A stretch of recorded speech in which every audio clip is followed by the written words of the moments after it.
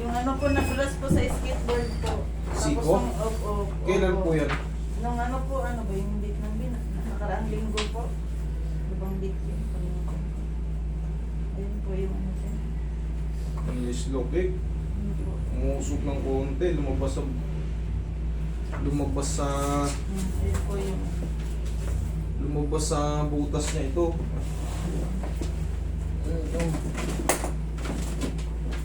Ito, yung clamp, umusog ng ganun. Konti lang naman, pero nandun pa rin nakaposisyon. Kaso, syempre, naiinat yung mga ligaments yan, mamamaga.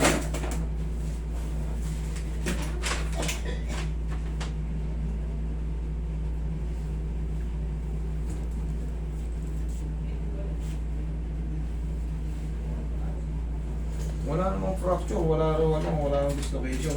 Pero ikaw, Toy, ano nararamdaman mo? Masakit? Walang ano. Pero dito, kita ko eh. Nakalagay dito. Walang dislocation. Sa bagay, pwede kasing hindi na i-consider to na dislocation kasi hindi naman talaga siya malayo. Pero yung ganitong kaso kasi, siyempre, yung batang tatanayin mo, masakit.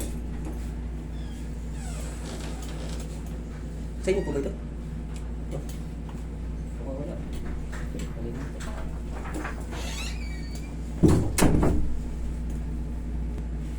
Pero yan, ang kagandahan sa bata, ang bilis ng metabolismo niyan.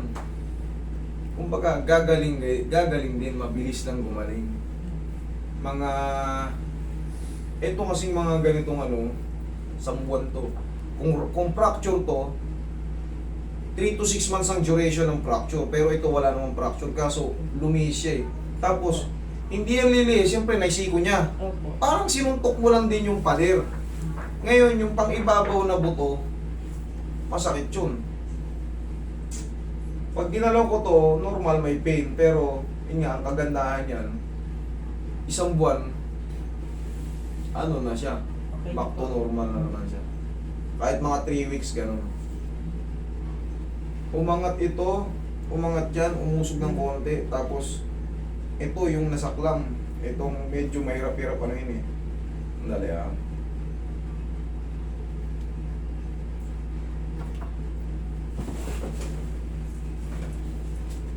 Yan.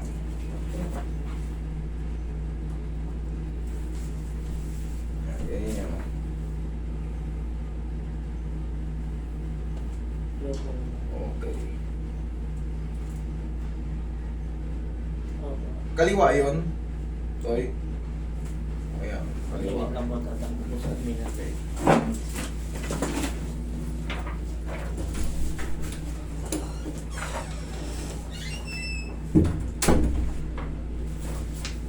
Ano ba nangyari sa kanya? Natapat? Ay, sige, ikaw na din. Ano nangyari sa ibe? Tumba po ako.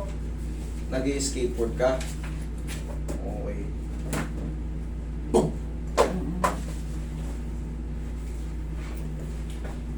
Kaya? Ay, yan. Basta una po, namaga po yan. Wala po talagang hindi ka makakatakas pagka ganun lang niya, parang sinuntok, yun nga lang doon, suntukin mo to. Siyempre pagka sinuntok mo yan, mamamaga talaga yun kasi gagalaw yung joint mo, masasaktan yung buto mo. Kasi siyempre, nag-skateboard ka, saan ka ba nag-skateboard? Sa kalsada. Saan ka nag-skateboard? Doon po sa amin. Saan banda? Mga batuhan din. Medyo ano pa, parang lupa lang po yun. Lupa-lupa lang. Lupa. Pero maga pa rin to, ano? Oo. Maga pa rin. Hindi pa rin nakaka-recover. Isang linggo na po yun kahapon po. Tapos wala naman po nakita yung doktor. Normal pa to. Isang buwan ka lang, magantay ka lang ng isang buwan. O, bilangin mo ngayon. Ano ba ngayon? 27. O, February 27, nanununtok na to. Magaling na yan. Okay? O kaya, bawasan mo pa ng isang linggo. Mabilis kasi ang metabolismo ng bata. Kailangan mo ng tuntisin. Okay? Mabilis ang metabolismo ng bata. Kaya, tingnan mo, hindi niya may diretso. Okay. Kumang. Pipihitin ko to. Tapos na. Roy, kuha mo yung tissue yung bata. Kagatin mo yung tissue. Kailangan mo ito eh.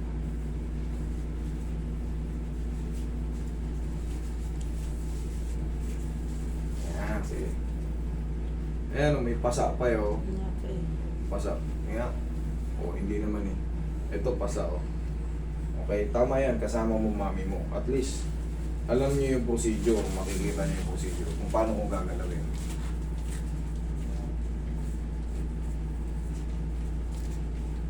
Hindi rin ganong matupi.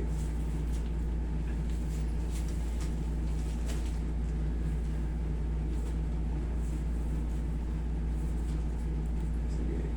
Tingin ka ron to eh. Tingin ka ron. Last na. Konting tulog na lang.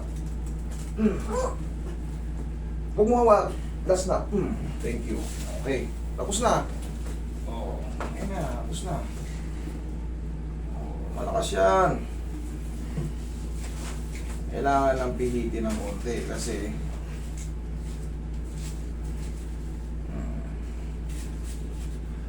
tapos na.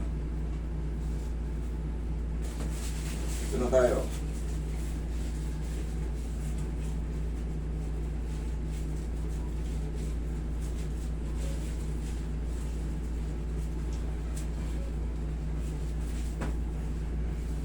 Baka mo siya, Roy. Dito sa taas. Yan. Huwag mo lang lalabanan to eh. Tapos naman na.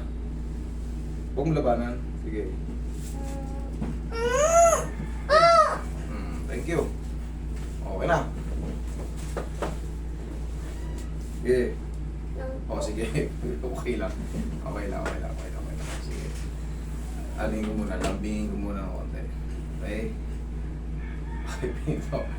Napanaginipan mo siya kagabi, di ba? Sabi ko, kung paano kanya ginanyan. Okay na yan. May bandage ba tayo dyan? Bugtong na yan. Tingnan mo, may bandage si Bugtong para lagyan natin ng kunyari, pilay ka pa. Pero yung pamamaga nito, normal pa yan, nandiyan pa. Ano yung bandage? Isang bata. Ano bang pinayos pa? Isang bata, PXC pa ako eh. Pero yung matapang, mas maganda yung ganun. Eh, ganun talaga. Mga bata. Malakas ha. Oh. Malalaman mo naman kasi, ito lang, kaalaman nyo lang ha. Pagka may pila yung bata, tapos parang lantang gulay, hindi maigalaw pati daliri, ibig sabihin yun may na-damage sa mga nerve, may mga damage sa tendon, nawala ng lakas. Pero ito,